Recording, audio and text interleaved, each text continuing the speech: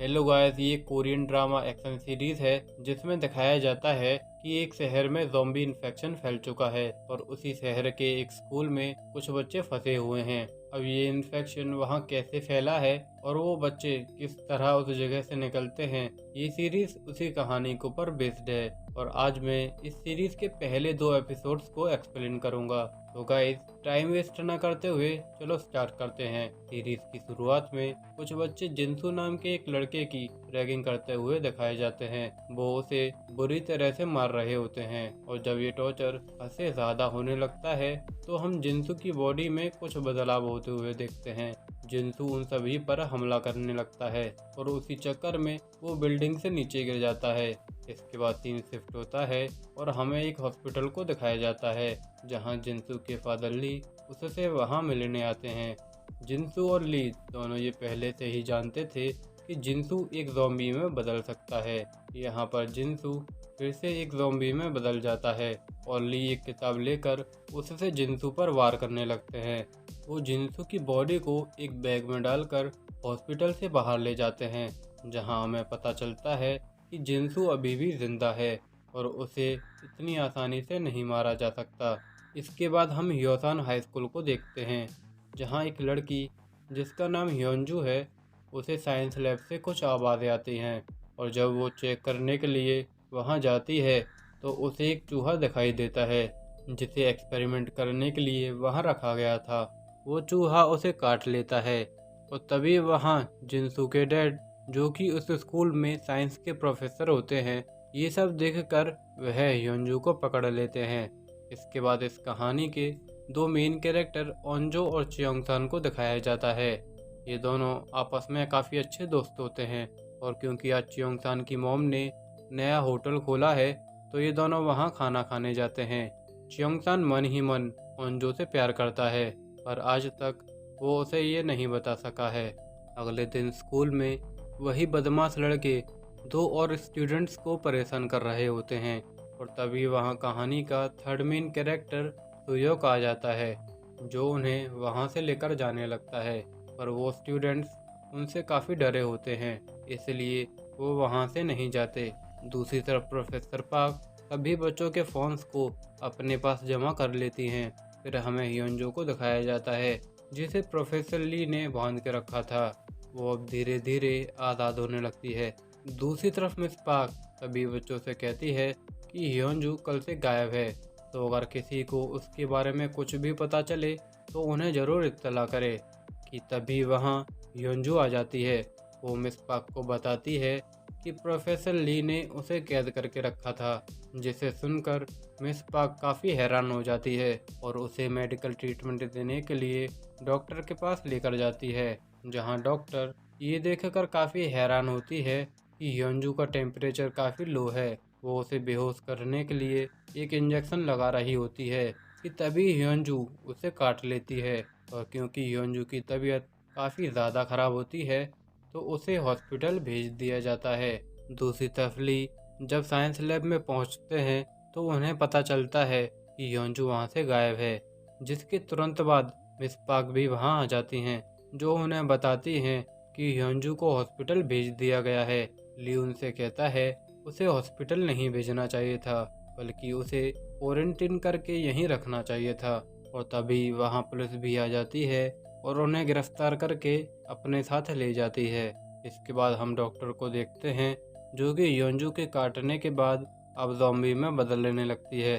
और क्योंकि lunch time चल रहा था तो वही बदमाश लड़के उसकी वीडियो बनाने लगते हैं, पर वो डॉक्टर उनके ऊपर ही हमला कर देती है और एक लड़के के फेस पर काट लेती है।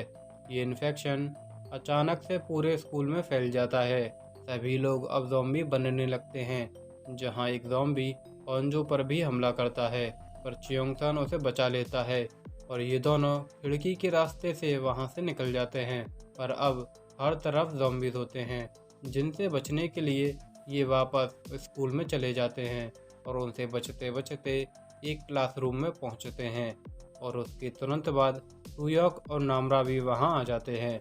दूसरी तरफ ली पुलिस को ये बताता है कि उसी ने अपने बेटे को मारा है। दरअसल उसने चूहे के एग्रेशन वाले हार्मोन से एक सीरम बनाया था, जिससे वो अपने बेटे के डर को हिम्मत में बदल सके। पर उस सीरम से जिनसू एक ज़ॉम्बी में बदल जाता है और अपनी माँ को भी काट लेता है, जिससे वो भी इन्फेक्टेड हो जाती है। इसके बाद हम एक हॉस्पिटल को देखते हैं जहाँ ह्योंजू अब पूरी तरह से एक ज़ॉम्बी में बदल चुकी होती है और वो वहाँ पर मौजूद एक डॉक्टर को भी काट लेती है। दूसरी तरफ एक लड़की जो कि प्रेग्नेंट होती है, वो एक बस से बाल बाल टकराने से बचती है।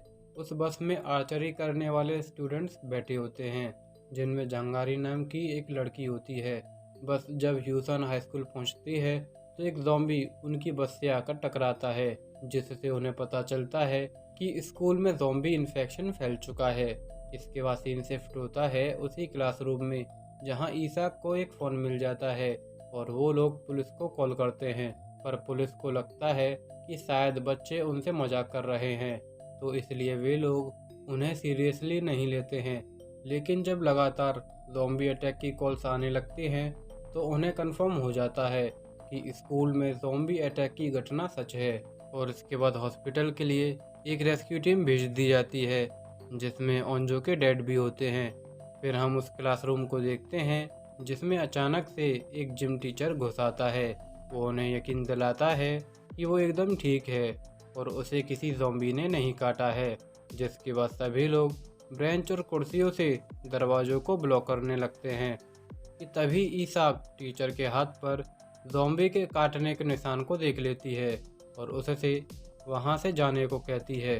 पर इससे पहले कि वो कुछ कर पाते, टीचर ज़ॉम्बी में बदल जाता है और एक लड़की पर हमला करके उसे काट लेता है, जिससे वो भी इन्फेक्टेड हो जाती है। और वे लोग उन दोनों को उसी क्लासरूम में बंद करके वहाँ से भाग जाते हैं। और तभी अचानक से कुछ ज़ॉम्बी सामने से उन पर हमला करते हैं, लेकिन सुयोक अकेले ही उनका सामना करता है और उन्हें रोककर सभी लोगों से आगे बढ़ने को कहता है। वो लोग जैसे तैसे करके एक लैब तक पहुंचते हैं, पर उसमें ताला लगा होता है, जिसे वो बड़ी मुश्किल से तोड़ते हैं और उसके अंदर चले जाते हैं। ओंजो सभी लोगों से सुयोक के बारे में पूछती है, क्योंकि वो सुयोक को चाहती है, और इसका इजहार भी वो उसे अपना नेम टैग देकर कर चुकी है। इसके बाद हम एक वॉशरूम में मीजिन नाम की एक लड़की को देखते हैं और उसी जगह श्योंग और उसकी दोस्त हालिम भी ज़ॉम्बीज से बचने के लिए छुपे होते हैं। श्योंग और हालिम की बातों को सुनकर मीजिन ये समझ जाती है कि हालिम भी इन्फेक्टेड है और दरवाज़ा खोलते ही वो मीजिन पर हमला कर देती है। और तभी वहाँ जहांगारी पहुँच जाती है और वो उसे एरो से मारकर उन्हें बचा लेती है। अब सीन शिफ्ट होता है ईशा के ऊपर, जहाँ वो ओंजो को च्योंगसान की फीलिंग्स के बारे में बता रही होती है कि शायद च्योंगसान उससे प्यार करता है। पर तभी ओंजो को फील होता है कि ईशाक का हाथ बहुत ही ठंडा है, जिससे उसे पता चलता है कि ईशाक भी अब इन्फेक्टेड हो चुकी है। ईशाक ओंजो पर हमला कर देती है, पर च्योंगसान उसे खिड़की से नीचे गिरा देता है। इस सब से ओंजो काफ़ी दुखी हो जाती है, क्योंकि ईशाक उसकी सबसे अच्छी फ्रेंड थी और वो दोनों हमेशा साथ रहा करते थे। ईसाक के गिरने के बाद वो बुरी तरह से टूट जाती है और सभी लोग डिसाइड करते हैं कि वो पाइप के ज़रिए किसी और रूम में जाएंगे, जहां च्योंगसान ओंजो की तरफ देखकर कहता है कि वो सबसे लास्ट में जाएगा। और सभी लोग बारी बारी अनाउंसमेंट रूम में पहुंचते हैं, जहां मिस पाक होती हैं। वो उन सभी को देखकर काफ़ी खुश होती हैं। सभी को भेजने के बाद च्योंगसान ओंजो से भी जाने को कहता है, पर ओंजो कहती है कि यहाँ पर ऐसा कोई नहीं जिससे वो प्यार करती हो, तो जाने का क्या फ़ायदा। जिसे सुनकर च्योंगसान काफ़ी हर्ट होता है, पर फिर भी वो ओंजो को नीचे जाने के लिए मना लेता है। इसके बाद हम एक रूम में सुयोक को देखते हैं, जो कि अभी भी जिंदा होता है और ज़ॉम्बी से बचते हुए खिड़की से बाहर आ जाता है। दूसरी तरफ लास्ट में जब च्योंगसान के निकलने की बारी आती है तो ज़ॉम्बीज दरवाज़ा तोड़ते हुए अंदर आ जाते हैं और च्योंगसान को धक्का देकर नीचे गिरा देते हैं। और ये एपिसोड इसी सस्पेंस के साथ यहाँ पर ही एंड हो जाता है। तो दोस्तों, अगर आपको वीडियो पसंद आई हो तो लाइक करना मत भूलना, और साथ ही साथ all of us are dead series के आगे के एपिसोड्स को देखने के लिए सब्सक्राइब कर लेना। तो मिलते हैं अगली वीडियो में।